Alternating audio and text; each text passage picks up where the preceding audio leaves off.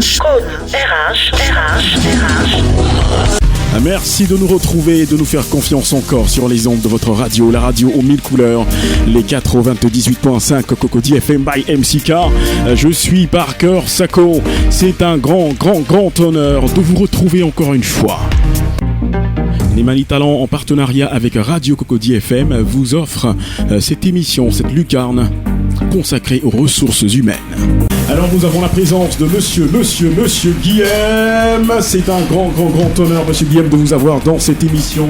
Bonjour à vous, monsieur Guillaume. Bonjour Parker. Voilà, bonjour à tous les invités. On va applaudir. Alors c'est un grand honneur de vous avoir comme d'habitude sur les ondes des 98.5 Cocody FM. Merci. Et on est là encore aujourd'hui pour parler du code RH. C'est ça. Effectivement. Voilà, je pense qu'aujourd'hui vous n'êtes pas venu seul. Tout à fait. Voilà, tout à fait. Nous avons comme invité ici aujourd'hui une femme passionnée des ressources humaines. Ah ouais. Elle a plus de 20 ans d'expérience. Ouais. Elle est directrice des ressources humaines d'un groupe Afrique. Donc je vais la laisser se présenter. Exactement. Et puis on va aller dans le vif du sujet. Ouais. Alors on va dire bonjour à la grande dame. Bonjour. Bonjour. Comment allez-vous? Bonjour à tous les animateurs. C'est un grand honneur. C'est un grand honneur de vous avoir. Merci à Madame Diarra. Madame Diarra. Lydie Diarra. D'accord. Alors, Madame Diarra, je suis, comme il a dit, une passionnée des ressources humaines. Donc, j'ai commencé ma carrière comme professeur d'anglais. J'ai été assistante, etc.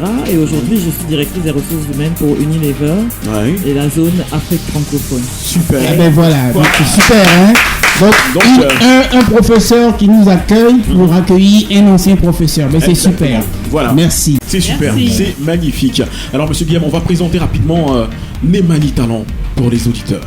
On va le faire. Alors, Nemani Talent, c'est une entreprise, c'est un cabinet de formation conseil en recrutement, un accompagnement conseil organisation RH.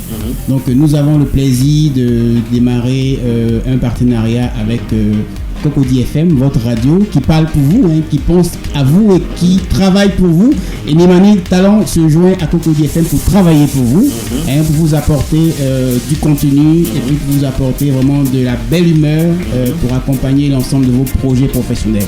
Donc Nemani Talent essaie d'accompagner tous les professionnels des ressources humaines, les entreprises, les demandeurs de nouvelles opportunités, les salariés en activité, en réorientation professionnelle, surtout le projet professionnel. Donc l'idée c'est vraiment de donner de l'opportunité d'apprendre, de l'opportunité de partager. Quelqu'un m'a dit ce matin, celui qui partage il s'enrichit. Voilà, donc partager avec vous, avec nos professionnels, ces experts-là qui sont aussi passionnés que nous, partager pour donner de la richesse, mais aussi pour en recevoir, parce qu'on finit pas d'apprendre.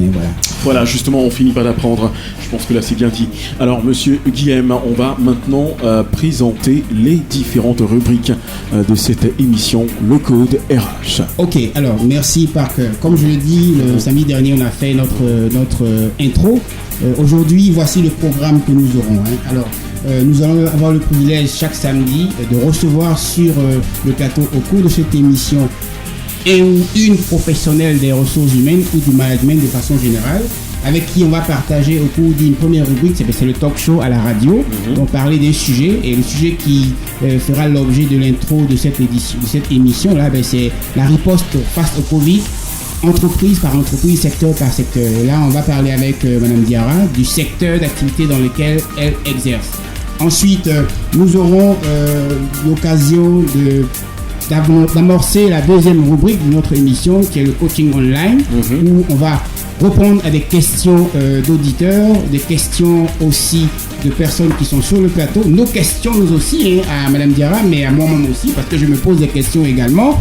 Et puis, on aura en ligne une professionnelle, je l'ai dit tout à l'heure, qui va nous faire le plaisir de partager avec nous sur le programme qu'on vous réserve pour les prochaines semaines, puisqu'elle sera avec moi pour animer les rubriques. Ensuite, nous aurons la rubrique Lexique RH, où Madame Diarra va prendre le moment de nous instruire sur le sens d'un terme qui sera annoncé tout à l'heure. Et enfin, on va sortir par la chronique de Babi, qui vont nous donner l'occasion de continuer d'informer pour désintéresser les mauvaises pratiques. Voilà, des mauvaises pratiques. Voilà. Je pense que là c'est bien dit et c'est parfait. Madame Diarra, bonjour. Bonjour. Alors, vous allez me donner la possibilité de savoir dans quel secteur d'activité déjà vous intervenez. Alors, nous évoluons dans le secteur d'activité du savon, je vais dire, de tout ce qui est produit d'hygiène. D'accord. Donc, savon pour le corporel, savon pour la lessive, et puis également dans le domaine de l'agroalimentaire, carrément. D'accord, ok. Alors, cela dit, puisqu'on parle de riposte face à Covid, bon, c'est la tendance, donc on ne va pas sortir de ce canevas-là, mais on va quand même, en tant que professionnel des ressources humaines, premier concerné par cette situation qui a frappé de plein fouet les entreprises, les organisations de façon générale. Alors, quelle a été la réaction de votre organisation face au Covid-19 ? Alors, la première réaction, bien évidemment, c'était la surprise pour tout le monde. Ce n'est pas courant de vivre ce genre de situation. Donc, passer le moment de surprise, c'était comment est-ce que nous protégeons nos employés. La première des choses, s'assurer que nous intégrons tout de suite les mesures de différenciation, de distanciation sociale. Alors nous avons arrêté très vite de nous réunir au bureau pour passer sur du télétravail. Bon, il faut dire que nous étions déjà équipés parce que étant dans une multinationale, beaucoup d'entre nous se déplacent énormément. Donc nous avons tout le matériel possible pour travailler, quel que soit l'endroit où nous nous trouvons. Donc, très vite, nous avons pris cette option-là, en essayant pour les employés qui n'ont pas d'ordinateur de leur en procurer, de ceux qui n'ont pas de connexion internet à la maison de leur en procurer, etc. Donc ça a été vraiment la première chose. Tout le monde rentre à la maison, on applique le télétravail et assurez-vous que vous restez dans de bonnes conditions. Un grand chamboulement, c'est ça, Complètement. Mais vous, en tant que professionnel, bon, là c'était l'organisation qui a réagi comme ça, mais vous-même, Madame Diarra, en tant que professionnel des ressources humaines, quelle a été votre réaction ? Alors la première réaction, c'est où est-ce qu'on va et comment est-ce qu'on fait. Donc c'est tout de suite de changer sa stratégie.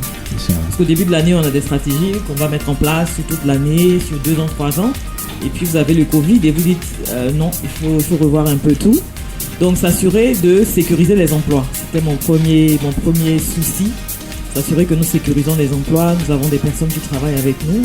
C'est notre première préoccupation. Donc nous leur avons procuré déjà du matériel pour se protéger contre la maladie.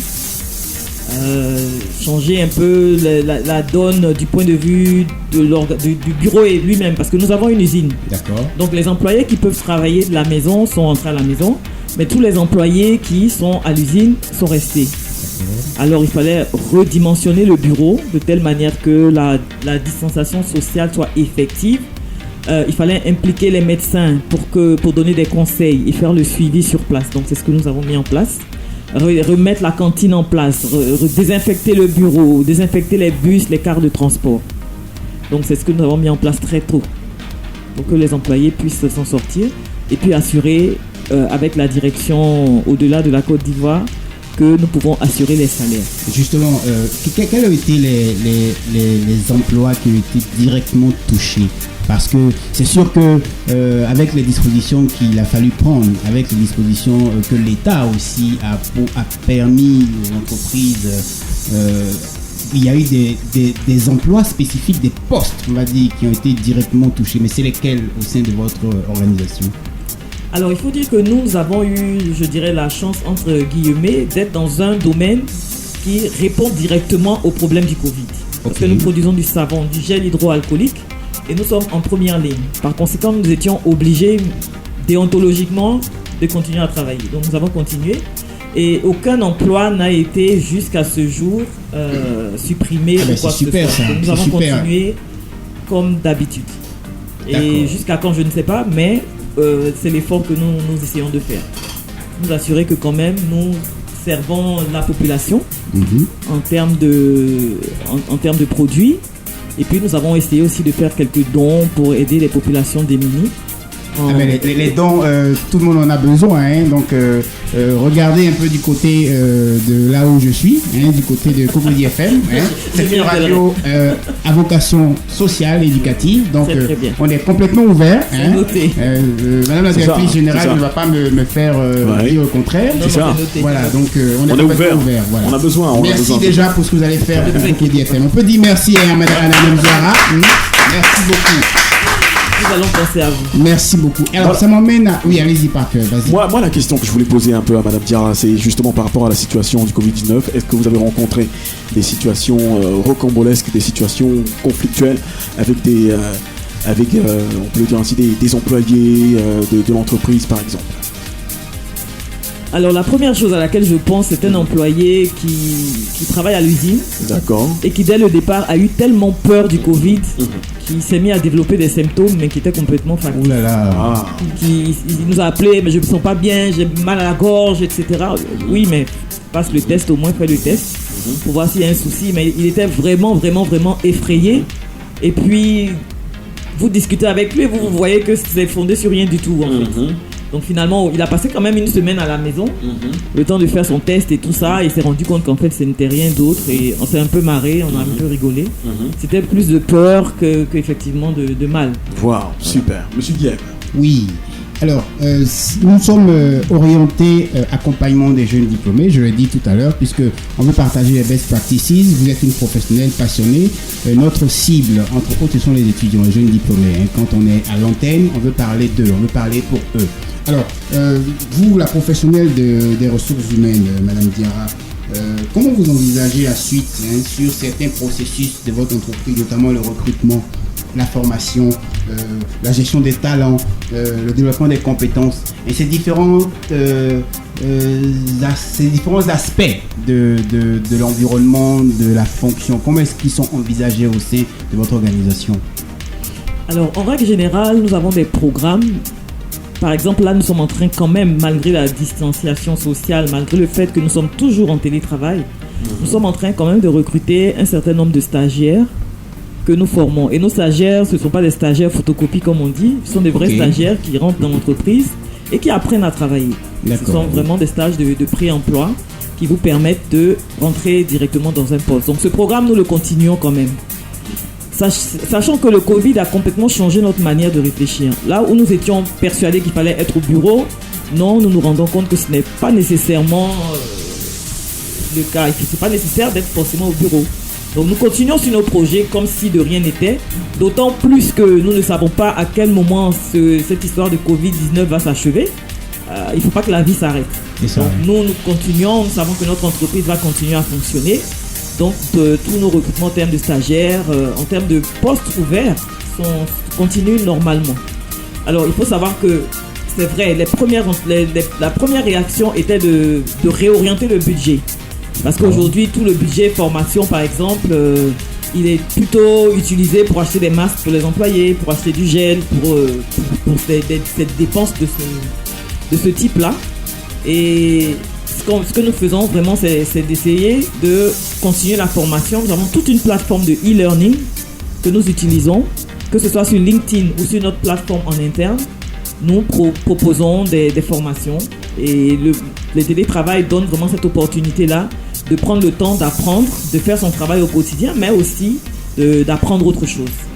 Ok, alors je vais partager une question d'un auditeur qui demande à Madame Diarra, déjà qui vous suit sur un réseau professionnel, donc il vous envoie toutes ses salutations et il demande comme ça en quoi est-ce que le marketing devient un élément différenciant dans cet environnement du Covid là pour vous les professionnels des ressources humaines. Alors le marketing est d'autant plus important que nous ne sommes pas présents sur place et nous avons besoin d'utiliser toutes les méthodes à la pointe de la technologie aujourd'hui pour présenter nos produits. Okay. Donc le marketing a autant d'importance qu'avant. Et ce que je voudrais, c'est que chacun d'entre nous se dise, c'est vrai, c'est une situation particulière. Passer les premiers moments de difficulté, la vie doit continuer. Donc nous continuons comme avant et rien n'a changé. Ok, d'accord. Ok, mais c'est super. Alors, comme je l'ai dit tout à l'heure, on va avoir au téléphone une autre professionnelle des ressources humaines qui va partager avec nous. Ce sera dans la rubrique coaching online. Je pense qu'il y a mademoiselle qui veut poser une question, juste à ma gauche. Mademoiselle Irier qui voudrait poser une question. Alors, on vous écoute, mademoiselle Irier. À Madame Diarra. D'accord. Elle a parlé de stage. J'aimerais savoir qu'est-ce qu'il faut faire ou avoir pour effectuer un stage chez vous. Ouais.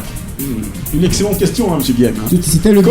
C'est le but. Comment faire elle est là, c'est elle qui décide, c'est elle qui les accueille. Donc elle va nous dire tout aujourd'hui. Parce qu'on a beaucoup de jeunes qui vont venir déposer ou qui ont commencé à déposer leur diplôme, déposer aussi leur CV et tout là. Mais comment faire pour avoir un stage chez vous? Décoder, Madame Diarra. Alors, comme je vous l'ai dit, chez nous les stages, ce ne sont pas des stages photocopies, ce sont de vrais stages. Travail. Alors, c'est quoi la différence entre un stage photocopie? Merci Parker. Qu'est-ce qu'un stage photocopie? Alors c'est un stage où on vous prend, on vous met là, mais tout ce qu'on va vous demander, c'est va me faire le café, reviens, va me faire les photocopies. D'accord. C'est ce que j'appelle le stage. Ou acheter les bananes braisées. Il va m'acheter les bananes braisées. Donc nous, nos stages sont destinés à former une personne que nous pouvons recruter demain. Tout à fait. Voilà. Donc il faut remplir certains critères. Alors nous avons 2 programmes de stage. Un programme de stage qui va être qui va venir de nous, c'est-à-dire nous avons un besoin dans tel département ou dans un autre et nous allons proposer un poste en stage. Et ce que nous faisons, c'est que nous regardons parmi toutes les personnes qui ont déposé leur CV, quel est le profil qui répond le mieux et c'est cette personne que nous allons appeler spontanément pour qu'elle vienne occuper ce poste. D'accord ? Le deuxième programme, c'est un programme que nous organisons, que nous appelons ULIP. Alors, c'est un programme de internship. Et ça, c'est vraiment le stage de pré-emploi. Pour les auditeurs. C'est un stage de pré-emploi. Okay. Un stage de pré-emploi. Voilà. C'est intéressant ça. C'est un stage de pré-emploi qui est... Alors, c'est un programme où nous allons lancer, et d'ailleurs, on va le faire très bientôt, nous allons lancer un appel, que ce soit sur Facebook ou sur LinkedIn, pour dire nous recherchons 4 personnes, 5 personnes, nous voulons une personne au RH, une personne au marketing, etc. Parce que nous avons des projets sur lesquels nous voulons faire travailler des jeunes, accompagnés par des maîtres qui sont en interne et qui pourront les suivre et leur apporter le soutien nécessaire. Voilà. Et je suis sûr que le casting se fait d'une manière rigoureuse. Très rigoureuse. Sur quoi on se base justement? La manière de se vêtir, la manière de parler ça va dépendre. Parce que si c'est au marketing, on veut quelqu'un quand même qui est assez enjoué, qui est assez extraverti peut-être. Donc, les profils seront déterminés par rapport au poste et par rapport au projet sur lequel nous voulons intervenir. Par contre, nous avons beaucoup de critères que nous regardons aujourd'hui au-delà des critères techniques. Vous êtes parti à l'école, nous savons que le volet technique, vous le maîtrisez. Donc, ce que vous allez avoir à apprendre en entreprise, c'est ce qu'on appelle les soft skills, c'est-à-dire la manière de réfléchir, la manière d'aborder un problème, la manière de s'adapter, la manière d'avoir des relations avec d'autres personnes, etc. Parce que c'est ce qui change, c'est ce qu'on n'apprend pas à l'école, nécessairement. Donc voilà, ces critères-là, nous les mettons quand même en avant. Et il est vraiment intéressant également de savoir parler anglais un minimum. Parce que dans les multinationales, la langue de travail, c'est l'anglais. Alors, ça me fait penser, Parker. On va tenter de joindre, comme j'ai dit tout à l'heure, une dame notre passionnée. Je vais lancer l'appel. Elle va nous rejoindre pour aussi nous dire un peu ce que nous allons avoir dans les prochaines rubriques coaching online. Puisque, comme Madame Diarra disait, on est dans le but, c'est pour décoder. Donc tout à l'heure tu as demandé comment est-ce qu'on fait. Cocody FM va vous donner la possibilité de préparer tout ça. Et nous avons des rubriques qui vont permettre à ceux qui vont nous écouter de pouvoir bénéficier d'une journée en entreprise avec un de nos partenaires, de stages mais avec présélection comme elle a dit, pas de stage photocopie. Et puis pourquoi pas au bout d'emploi, parce que le but du jeu c'est aussi ça, avoir l'occasion de vous accompagner pour que votre prise en main, votre insertion professionnelle devienne une réalité. Nemani essaie dans la mesure du possible de sélectionner comme elle l'a dit. Comment ça se passe chez vous? Est-ce que il vous est arrivé de stopper tout net le stage d'un individu parce que il n'est pas entré dans les codes qu'il y avait au sein de votre organisation? Bon, en général, non. Parce que le stagiaire, c'est quelqu'un qui sort de l'école. Donc, il n'a pas nécessairement beaucoup d'expérience en entreprise. Donc en général, quand ils viennent, ils suivent quand même, puisque c'est leur premier contact avec une entreprise. Donc en général, ils suivent bien et ça se passe plutôt bien. Donc c'est toujours circonscrit dans le temps, bien entendu. Et voilà, ils travaillent sur un projet avec des personnes qui peuvent l'accompagner. D'accord, ok. Alors, j'ai en ligne, Parker, si tu permets, j'ai en ligne Madame Kofi Rachel Yuan. Ouais. Elle est professionnelle. une professionnelle passionnée des ressources humaines aussi, qui va nous accompagner les prochaines fois à la radio pour partager sur son expérience. Alors, Madame Kofi, bonjour. Bonjour Monsieur Guémet, je suis Rachel Yuan-Kofi et c'est un plaisir pour moi de passer sur cette radio spécialement dans cette émission. Et je salue l'ensemble des personnes sur le plateau et je remercie Madame, votre invitée principale. Madame Diarra. Madame Diarra. Madame Diarra pour cette belle chose que nous commençons ensemble. Ah, Merci. Ok, vraiment merci. Alors, rassurez-vous, les professionnels passionnés, vous en aurez. Et c'est les femmes qui sont à l'honneur, je l'ai dit. Et donc, rassurez-vous, on en aura. Alors, Madame Kofi, tout à l'heure, je parlais d'une rubrique coaching online. Est-ce que vous pouvez éclairer un peu nos auditeurs sur ce qui les attend, ce que nous avons préparé pour eux les prochaines semaines? D'accord, donc il s'agira pour nous, dans un objectif d'augmenter l'audience de notre émission, de permettre à ce que les personnes qui nous suivent puissent être encouragées via un accompagnement en ligne, donc appel téléphonique comme c'est le cas présentement. Et nous allons accompagner ces personnes selon un besoin que nous aurons déterminé au préalable. Ça pourrait être un entretien d'embauche, ça pourrait être des conseils sur un CV, ça pourrait être des conseils sur la gestion de carrière, et tout ceci dans l'objectif d'améliorer nos ressources humaines, dans l'objectif d'aider nos auditeurs à améliorer leur employabilité. Donc, ça sera simplement ça. On appelle quelqu'un au téléphone. Après avoir échangé préalablement en semaine, on va lui donner des conseils selon ses besoins. Et puis, nous espérons que grâce à Cocody FM et à l'émission même, nous allons pouvoir apporter un plus à ces individus, à ces chercheurs d'emploi, à ces personnes qui plafonnent dans leur carrière mais qui ont besoin de conseils. On pourra leur apporter un plus quand même, nous espérons. Voilà, parce qu'ici c'est Cocody. Rappelez-vous, ici c'est Cocody. Ici c'est Et Cocody. nous travaillons, nous parlons pour vous, nous pensons à vous et nous travaillons pour vous. Tout à fait. Voilà. Tout à fait. Alors, Madame Kofi, autre chose, dites-nous, est-ce qu'il y a une spécificité dans les interventions que nous allons avoir au bout pour ceux qui vont partager avec nous en ligne? Ah oui, absolument. Déjà, il faut s'intéresser à notre émission, donc s'intéresser à la radio. Tout à fait. Et Je pense que c'est en fait. Je pense que Madame Diarra va c'est important de faire le focus sur ce terme-là, même si c'est pas le terme du jour, l'employabilité. C'est important, c'est important de savoir ce que c'est et de se préparer à s'inscrire dans cette dynamique. Madame Diarra, parlez-nous un peu. L'employabilité, c'est quoi? Alors, l'employabilité, c'est se préparer à être embauché. Si je veux donner une définition très Oui, très allez-y, Et comment est-ce que je me prépare? Je vais revenir un peu sur le stage. Vous savez, on ne peut pas condamner les gens qui sortent de l'école et qui ne cherchent qu'un emploi. En général, ici en Afrique, les gens sont dans des conditions économiques un peu difficiles. Donc, il faut chercher quelque chose pour se faire la main, c'est vrai. Mais chercher quelque chose également pour mettre un peu de beurre dans les épinards. Je vais dire ça comme ça. Alors, je donne un exemple. Pour le stage, elle disait tout à l'heure qu'elle était dans un stage et il n'y avait rien à faire. C'est vrai que parfois, on vous a offert ce stage parce que vous avez demandé, mais pas parce qu'il y a un besoin pour l'entreprise. Et c'est à ce moment-là qu'on se trouve à ne rien avoir à faire. Maintenant, moi j'ai eu des stagiaires qui, quand même, ont été fortes de propositions eux-mêmes en rentrant dans l'entreprise, en regardant et puis en disant « Ah, moi voilà ce que j'ai appris à l'école, mais... » Et puis, en général, vous êtes en train peut-être d'écrire un mémoire ou quelque chose comme ça. Donc, ça vous permet de faire votre travail à vous. Et puis, d'être force de proposition et de dire aux gens, écoutez, ça, je pense que c'est pas aussi bien que ça. Je peux apporter ma pierre à l'édifice pour réorganiser un peu et tout ça. C'est l'attitude qu'il faut avoir. D'accord, ok, super. Donc on va tenter de relancer Madame Rachel Kofi et puis cette fois s'assurer que on ne sera pas perturbé, n'est-ce pas Yasmine? On espère que cette fois sera la bonne. On espère aussi. D'accord.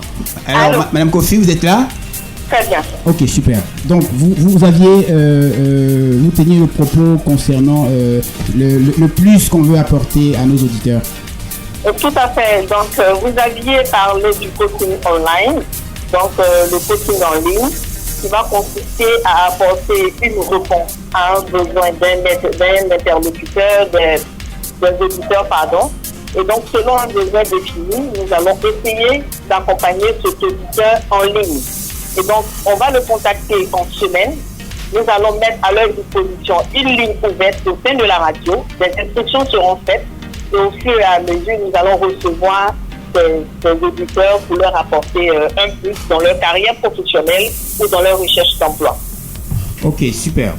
Alors, Yasmine, tu veux dire quelque chose? Non, ça va, c'est juste que c'est magnifique en fait tout ce dont Madame vient de parler, Madame Kofi vient de parler. On se rend compte que juste à l'écoute de Radio Cocody FM, on peut avoir un stage, on peut avoir un emploi, et c'est magnifique. Effectivement, c'est le but. On veut participer à l'insertion de la jeunesse de Cocody. Et qui sait, avec l'intervention de l'ensemble de nos partenaires, sait-on jamais. Oui, voilà, sait-on jamais. Madame Diarra, alors je vais revenir avec vous pendant que Madame Kofi reste en ligne. Alors, tout à l'heure, on a parlé de stage. On a parlé de stage. Alors, quel est le volet du candidat sur lequel Madame Diarra se penche le plus quand elle a en face d'elle un besoin en interne? Alors, nous allons regarder un peu, comme je dis, ça dépend du poste. Il y a toujours un profil qui peut être différent d'un autre. Mais en réalité, les jeunes, ce qu'on voudrait, ce sont des jeunes qui viennent au contact. Alors, je ne mets pas à part tous les introvertis, non, ce n'est pas vrai, mais des jeunes qui ont envie d'apprendre. Alors, il va falloir être quelqu'un qui est assez dynamique dans l'entreprise et puis qui non seulement on vous donne, mais vous aussi vous venez chercher. Donc, pas seulement attendre qu'on vous donne, venez chercher également. Donc c'est ce que nous recherchons. Nous recherchons des personnes qui académiquement ont ce qu'il faut. Et nous les orientons dans l'entreprise. Nous n'allons pas être très exigeants envers un stagiaire parce qu'il ne sait pas en réalité. S'il savait, il ne serait pas chez nous comme stagiaire. Donc il ne sait pas, c'est à nous de lui proposer tout ce qu'il faut et de lui présenter une entreprise avec les réalités qui sont pas la fiction, qui sont vraiment ce que nous vivons au quotidien, et puis de remettre quelques idées en place, parce que souvent on a l'impression qu'il faut rentrer dans une entreprise, c'est facile, on recrute, non. Il y a un certain nombre de personnes à recruter, si on peut on le fait, mais si on ne peut pas, il faut se rendre employable, et tous les jeunes, je leur dis, apprenez l'anglais, ça va vous ouvrir des portes. Soyez digitaux, apprenez tout ce qui est digitalisation. Aujourd'hui, on ne peut pas recruter quelqu'un qui ne sait même pas utiliser un ordinateur. Il faut apprendre ce genre de choses et c'est ce qui participe à l'employabilité. D'accord, super. Alors, vous avez dû le noter, on a pendant qu'on atterrissait de la première rubrique qui était le talk show qui concernait la riposte face au Covid, avec les dispositions que l'organisation à laquelle Madame Diarra appartient a pu prendre, nous avons mis le pied en plein dans le coaching online parce que c'est le but et je sais que en ligne nous avons beaucoup d'auditeurs qui nous suivent. Merci de le faire et nous allons tout à l'heure passer à la prochaine rubrique qui va permettre à Madame Diarra de nous éclairer sur le terme dont il était question tout à l'heure. Et ce thème-là, c'est le processus d'intégration, c'est ça, Madame Diarra? C'est bien cela. D'accord. Donc tout à l'heure, on parlait du processus d'intégration pour donner l'occasion à ces candidats-là de comprendre où est-ce que commence l'intégration. Est-ce que l'intégration fait partie du recrutement pour que l'individu se rende compte à quel moment il a déjà achevé le processus? Madame Kofi, est-ce que ça vous parle, ce que je dis là au téléphone? Ah oui, absolument. Pour moi, l'intégration est la deuxième phase après le recrutement qui détermine le recrutement, mais qui impacte l'image de l'entreprise. L'entreprise qui saura intégrer ses stagiaires, ses salariés, aura un turnover réduit. Parce que quand on se sent bien intégré, un peu comme quand j'arrive à Cocody FM dans cette émission, je me sens très bien intégré. Merci. Je sens que je n'ai pas envie de raccrocher. Prenons le cas de l'entreprise. Celui qui entre dans l'entreprise et qui se sent bien, donc les valeurs morales, la vision, les interactions avec les différents collaborateurs, l'idée de partir sera repoussée de plus en plus et nous aurons des collaborateurs qui auront une ancienneté assez grande et qui vont se faire le parrain de ceux qui arrivent. Et donc, je suis heureuse qu'on puisse aborder cet élément parce que ça fait partie de la marque employeur et ça nous permet de fidéliser nos collaborateurs. Ok, super. En tout cas, merci d'être en ligne. On va remercier Madame Kofi. Nous, on va repasser à l'antenne et vous dire merci de continuer de nous suivre sur le 98.5. Allez, à très bientôt. Merci. Merci, Allez, Madame merci. Merci. Alors, j'ai une question d'un auditeur, Madame Diarra. Il demande quelles sont les compétences clés sur lesquelles un demandeur doit travailler pour être compétitif, puisque le marché il est rude. C'est quelles compétences sur lesquelles il doit axer sa démarche? Alors, c'est une question qui est vraiment très vague et qui... Je vais y répondre aussi comme ça. Ça ne va pas nécessairement être à 100% ce qu'il faut. Je vais dire encore, je répète, tout est contextuel. Et souvent, c'est ce qui manque à nos candidats. C'est la contextualisation du poste. Je dirais même chaque fois que vous postulez pour un emploi, il faut faire un nouveau CV. Parce que les postes sont très différents, les entreprises sont différentes et le caractère même de l'entreprise est différent, la culture. Alors, mais les compétences que nous souhaitons aujourd'hui, qui sont dans les soft skills, ça va être tout ce qu'on appelle la résilience. La résilience, c'est quelqu'un qui est capable de s'adapter à la situation la plus difficile. Et c'est vrai que nous avons un travail qui est sous pression.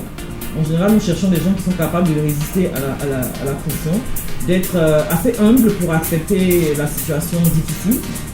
Nous traitons très bien nos gens, ça, il n'y a pas de souci de ce côté-là. Par contre, il faut être flexible, s'adapter et puis être force de proposition. Nous demandons beaucoup des personnes qui prennent des initiatives. C'est ça. Ils sont capables de prendre des initiatives. Ils sont capables de donner leur avis. Ils sont capables de dire à Madame Diarra, je ne suis pas d'accord avec ce que vous êtes en train de dire. Expliquez-moi, je n'ai pas compris, mais je ne suis pas très d'accord. Et nous avons des gens qui sont ouverts. Je vais dire ça comme ça. Ils peuvent être introvertis ou extravertis, mais au moins avoir l'ouverture d'esprit nécessaire pour poser des questions pour être capable de discuter. Alors moi j'ai une question pour Madame Diarra. Est-ce que vos collaborateurs en entreprise ont la même mentalité, ont la même manière de penser que vous? Parce qu'on le voit ici en Côte d'Ivoire surtout. C'est vrai que moi je n'ai pas fait les ressources humaines, mais quand on part en entreprise et que ton boss te parle de quelque chose et que tu dis « Ah boss, moi je suis pas trop d'accord et tout », on te traite d'impoli, on te dit que tu connais rien.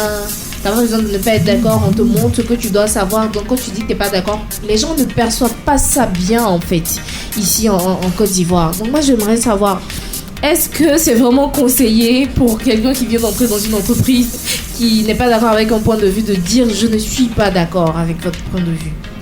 Alors peut-être que c'est pas...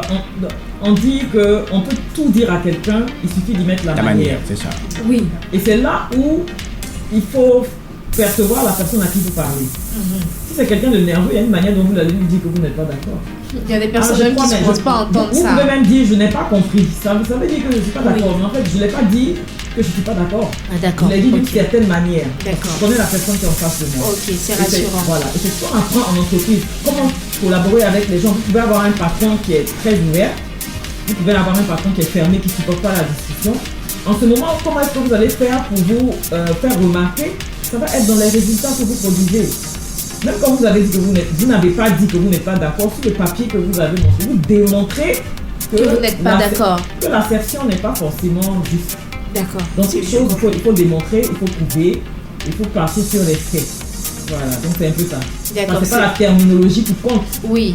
C'est d'obtenir ce qu'on veut obtenir. Merci pour ces précisions. Tout à fait. Alors je voulais aussi compléter quelque chose. Il faut que les candidats ils comprennent une chose, que le CV c'est un élément, sans plus, c'est un élément qui compte. Mais derrière le CV, il y a l'individu qui a fait le CV. Parce qu'aujourd'hui, je passe sous le contrôle de Madame Diarra. Les CV, il y a plusieurs écoles, mais on peut faire un CV qui est hyper, super intéressant. Mais à la vérité, quand on va avoir l'individu en face de nous, c'est peanut quoi. Je ne sais pas si vous avez eu une expérience que vous voulez partager avec nous, mais moi j'en ai eu. Voilà. Madame Diarra a le sourire.